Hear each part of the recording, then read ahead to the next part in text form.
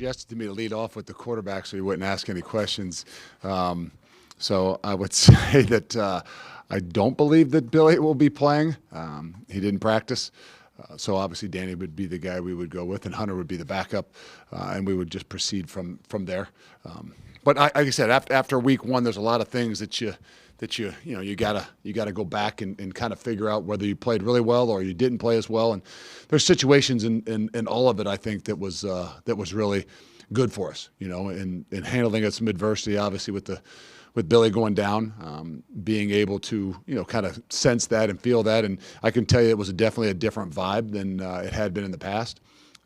I think the thing that stands out to me more than, probably anything of what we got to do a lot better job of is special teams wise. I think that we left some situations out there last week that we cannot have, and we've got to get better at, whether it's the punting situation, whether it's down the ball inside, with the one rolled into the end zone, just our ability to affect the punter in more ways. So there's some things there that I thought that showed up as game one. Everything else that we were hoping to see was with playing clean and playing fast. I think there was things we obviously can get better and will get better and need to get better at. But as opposed to, I think both offensively and defensively, I was, not surprised. I was happy with where we continued to progress through the entire game. The special teams was the one that kind of stood out to me. That that's not, probably the standard that which we want to be able to play by. And something that's going to be an asset for us throughout the entire year, both just in execution as well as in some of the efforts on some situational stuff, whether it was blocking the kick or even covering the kick. So those are areas for us this week to really kind of focus in on, as well as obviously things offensively and defensively. But wrapping it up, it was a phenomenal night with an incredible atmosphere that I know a lot of people enjoyed. I know my family enjoyed. I know the guys on the team enjoyed jump around and things like that. I don't know that I get to enjoy it quite as much when it's 10-0 and you're, I think, looking down a third and long situation. Just trying to make sure you're secure in what you're doing. But it was an awesome night with an electric environment, and hopefully we can create a lot of those and again this week. Go ahead. I think we can hear you, but go ahead. Luke, you talked about Danny stepping in. He talked about that kind of line that you have to straddle between like being self-confident and kind of cocky at times as a quarterback. Just how do you see that coming out and how he plays or how he carries himself around the program? Well, I think it's authentic. I think that probably is one thing in a short amount of time that I've felt, as well as I'm sure the guys have felt. There's a difference. I love an athletic arrogance. They're borderlines on some things that then become cocky that can, maybe rub some people. And I don't mean that you're worried about rubbing people the wrong way, but in the complimentary world that we want to be in, but I think he straddles the line. I think he does a really good job. I think it's authentic. I think he really does have a confidence in what he does, and you can see it every single day. But there's a lot of growth, and I'm sure he will be the first to tell you that, whether he was prepared, he also probably recognized some areas where, okay, I got to do a better job in my opportunities to run this team and run this offense. So there'll be a lot of growth. I think that everybody, the old cliche of every coach, right, between game one and game two is where you see some of the greatest growth. I think you'll see some of the greatest growth in just the way that some of those guys that had opportunities for the first time go about their business to prepare for the way to play. Luke, sticking with offense, we saw a lot of guys get touches, especially early in the game, and that happened during camp a lot too. Do you think that can be a strength of this offense? I do, and I think maybe you're referring all three from the tailbacks. That there was some balance. Obviously, I think Dylan got the workload, but Darion got enough, and Cade got some, but also the wideouts. So as you saw throughout the camp, it wasn't like it was, hey, there's one target. Throughout the entire camp, I thought, there was days where guys would have 2-3 balls, but the next day maybe somebody else had 2 or 3 balls. So I really do believe that the strength of, I'd say the skill positions offensively is that there's some there's some depth to what we're doing. And guys have different skill sets, and I think offensively we can use them in different ways. And, obviously if you get a hot hand, whether it's at the tailback position or even at a wideout position, you would be able to kind of roll with those things. But, I think the offense lends for us to be able to move the thing around so people can't kind of focus in on one specific thing. The amount of personnel that you use, the guys that you use, does kind of divvy up the opportunities on the field. So there's not one tailback, whether he's carrying the ball or not, that played, 70% of the snaps. So I think that, in my vision, that in the long run, that's what gives you the opportunity to continue to get better and play your best ball at the end of the year. And we got to continue it. Luke, Jackson Aker, a couple things. One, where have you seen him grow as he's kind of taken on this role this year? And then the other part of it is, as a guy who, I guess is officially a tight end, but he still does some fullback things, does that mean that maybe there's some more on his plate than the typical tight end? Yeah, I think if we look back at it, I think in week one, we love Jackson. I think that he's one of the more versatile guys in college football, to be honest with you. Now, I don't watch a ton of it, obviously, just in week one. But I think that we maybe had a little bit too much on his plate. And I think Grant Steck going out and playing the way he did, and performing and playing fast, I think gives us a better opportunity maybe not to use Jackson in quite as many of those situations where we can kind of focus him a little bit more, at playing fullback, at playing tailback, at playing some of the H things, and maybe even be able to utilize him and get him the ball more than we probably did. The ability for us to move the ball, I don't think Jackson got a ball. And in my mind, that would be something that we got to do a better job of, because I think he's dynamic in a lot of different things, but he's pretty dynamic with the ball in his hand, catching it as well as running it. So I think as we continue to move, down the road here and get better at the things that we do, finding where Jackson's strong suits are, we've got to continue to do that, because a guy like that's as versatile as he is, sometimes you become a jack of all trades, and you don't give him some of those opportunities to actually, show some of the skill sets that he does have. Coach, after the game, you had mentioned how, given it was week one and ramping up a new offense, Billy got around 85% of the practice snaps kind of in the last 6-7 days, kind of entering a similar situation with Danny now getting the ramp up. Do you expect something similar to come this week? I don't know. I mean, we'll obviously probably recognize that and maybe not be 85%. And I don't know if it really was 85%. I just know that the nature of it, he was in there a bit more than Danny was last week. We still got to see. We're early in the week. I think it will kind of lend to how they take control of the things that they're doing, whether it's Danny or even Hunter. But by nature, I think that our one quarterback is going to get 75% of the snaps going into a week, just by nature. Everybody's new, and you got to kind of roll with the guy that's going to be in there and make sure. I think that the key is that the next guy has got to be really mature in what they're doing. They've got to, if they only get 30% of the snaps, they've got to be in tune to every single thing. And the good fortune for us is, Hunter's a guy that's played football, and he's an older guy. So if he only gets 30-some% of the snaps, I think he's going to be in a really good place. With Alabama on the horizon and hosting a team that maybe didn't have the showing they wanted in week one, how do you maybe make sure the guys don't look past what's happening this weekend?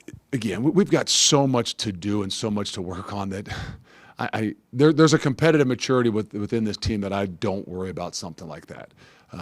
It's another unique week in a sense that we played on a Thursday night, so your schedule isn't really in tune. So, today is Tuesday, which is a Wednesday for us in practice wise. So there's a lot of things that the nature of it is, hey, we're gonna have an extra day to practice today, and whether that means, well, why would we have an extra day to practice? Maybe we should save that for down. No, the idea is we understand that this is a progression, and we have to get better in all things that we're doing, and you just really rely upon those guys. Like if you want to know the truth, like I'm probably more animated and a little bit more on edge on practice yesterday and today than maybe I will be as we get into the nature of the Big Ten schedule. And it's just to make sure that we all are on the same page, coaches and players, to understand like this is an incredible journey, and we got to take advantage of every opportunity, regardless of whether it's practice on a Tuesday or a Wednesday or it's a game on Saturday, who your opponent is. Like, we know where we have to get to, and we need every opportunity to get there. And I think our guys understand that. There's a group of leaders that definitely embody that. Luke, you talked about Preston Zachman after the game being a calm but aggressive leader. Is there like a moment or something that really stood out to you, like that's why you characterize him that way? You know, after last year, to be honest, I not that I had a ton of conversations with Preston, but sitting down with him and kind of looking over last year's and challenging him in a way that, hey, look, you know the game, you understand the game. You got to be more aggressive in the things that you're doing. And I'm probably speaking a little bit more towards the end of the year, I don't know that I noticed a complete difference in spring football, but there was a difference. And then fall camp, just the nature of the guy out there taking charge. And like I told you before, I've always kind of been a middle linebacker as the guy that takes charge. He makes all the calls and somebody from within the middle. And we still have that, but there's a nature of from the back end of who's making a lot of those calls and really kind of helping lead those things on the field. But it's come along with his ability to be more aggressive, whether that's in his leadership, whether that's taking charge, and then obviously, as we saw on Thursday night, in his play. And, those are aggressive plays that he made that to be honest with you, I don't know that he makes last year. I'm not saying he wouldn't have made the first interception. The second interception is really his ability to be aggressive, his ability to trust his instincts, and his ability to trigger in some ways. And we've seen it. I've seen it all through fall camp, and I'm encouraged and excited about where he continues to grow to. Just working on something on non-conference scheduling. I think you're one of only a few Big Ten teams that's both playing a non-conference game against a Power 4 school and also not playing any FCS teams. Would you like to see a requirement for Big Ten teams either to schedule at least one P4 team or to not schedule FCS? I don't know that there's the time to talk about. We all have opinions on scheduling and things like that, and hopefully where we're going in college football, these things won't be scheduled 10 years out, so you have a better idea and opportunity to schedule what's going to be best for you within your program. I think that as we've learned in college football, everybody by nature does what's best for them and their program, and that's the way you got to look at it, whether you want to complain about the way somebody else schedules or the way you schedule. I mean, let's be honest, we all got to do what's best for us. We got to do what's best for our team and our program. And there's some things that are already dealt to us that we have to continue to go with, but where it goes in the future, to be honest with you, I'm not positive. Evan. Coach, even when he was being recruited a couple years ago, Sebastian Cheeks was kind of labeled as a tweener. Was he an inside linebacker? Was he an outside linebacker? A lot of times those guys can really struggle at this level to, produce and find a home. What is it about him that's allowed him to be arguably the most consistent guy in that room? You know what? I was excited to see what Sebastian did Thursday night because it was his first real opportunity, to kind of start, to kind of do what he's done since spring football and all through fall camp. And I wasn't surprised, but I was really, really encouraged because I had seen this consistency. I had seen this nature and this knack for being able to rush the passer, but also this ability to be physical in the run too. And so, I'm not saying we stumbled into the right position for him, but with some of the situations that happened even last year in fall camp, we kind of had to shift him over to the outside backer. And it wasn't hard to just figure. I think this is his natural position. This is his natural spot. And I still think he's young at what he's doing, but I do think I know that he's in the right position.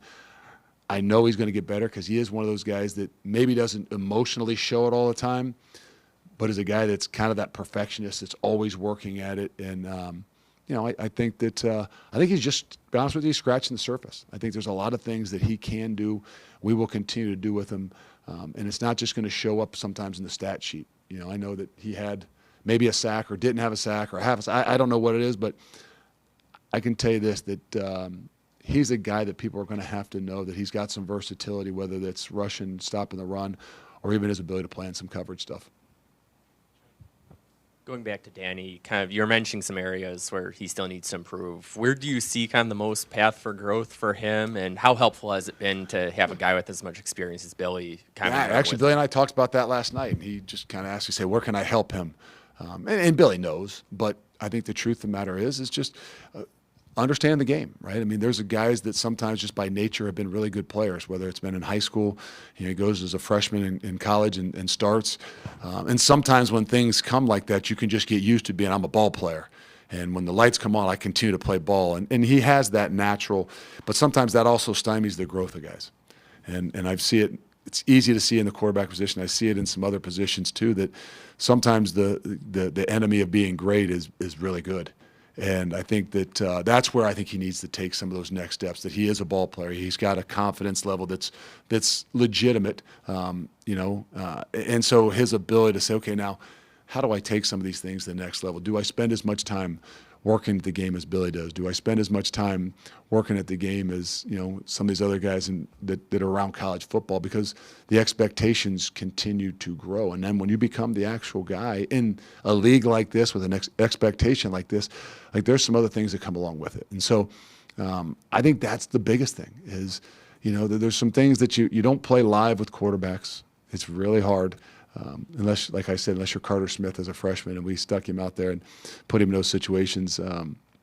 So being able to take care of the football, being able to make sure you understand, even when you're scrambling and some things, that this is a level where you're not outrunning people. And so to me, that's just that knowledge of understanding the game, that yes, where I have confidence, yes, where I can make plays, I've got to know when are my best opportunities to make those plays and to take those shots, whether it's throwing the ball, whether it's running the ball, but it's taking care of the football. And I think that's where you saw him even throughout the game grow, and it's a hard position. Right? You're sitting there telling, you're up 10-0 or whatever the situation. Like, I don't want to, all of a sudden put negative thoughts in your head, but just remind him about taking care of the football, the situation, the complementary football, where we are within the game also dictates as to how we wanted him to play. And I think as a new week goes, it'll give him an opportunity to play a little bit more, even some more of his style.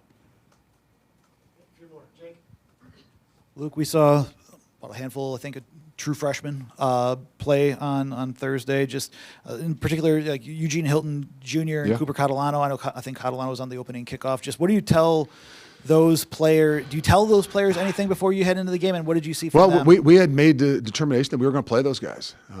Sometimes you get to these younger guys, these freshman guys in particular, and you have a 4-game, kind of leeway. And how do you use those? And most of the guys that you say you're going to play in that week 1, you're not worried about holding and saving for the 4 games.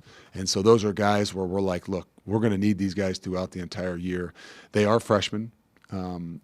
Those guys came in early, so they're older freshmen. But I just try to remind them by week 2, 3, and 4, we get into the Big Ten, like you're not a freshman anymore, and we are not going to treat you like a freshman. So if there's pressure on everybody, but within this program right now, the most pressure is on guys like that, because it's really easy when all of a sudden you become the 3rd team guy and you take a couple reps during practice, or you become the scout team guy and maybe you run down on kickoff, but you're down on the other end, being a look team. Like, it becomes a little bit, more comfortable. And those guys that are right there on the edge of the fire, I find out the most about them, because every day it is game day. And whether it's Eugene or whether it's Coop, whether it's Mason Posa and some of these guys, even some of the old linemen that are possibly in the mix of a 2, like, if you want to know who the program is most difficult on, I'm just going to tell you right now, it's those guys right there that are on the edge that maybe you haven't seen as much, but we know that if something happens, these are the guys that are going in.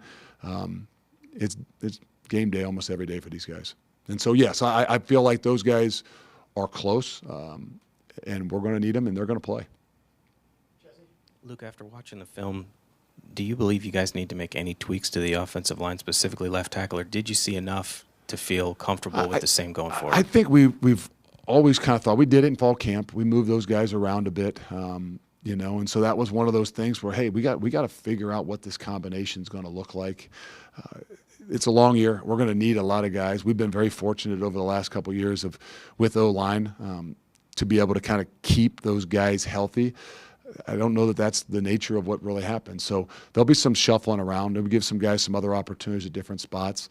But where we were in fall camp with being limited with some guys getting, dinged up and missing some time, it didn't give us as much opportunities to move those guys around and give guys opportunities at different spots, and even give guys greater opportunities to start, whether it's JP or Kerry Kadenko, just because of the nature of some of the injuries we had in fall camp. So I think you'll see some shuffling.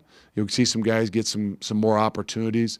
And I think that we also feel like, look, we don't know what the best kind of lineup is going to be, and that's what we've got to figure out here within the next 2-3 weeks.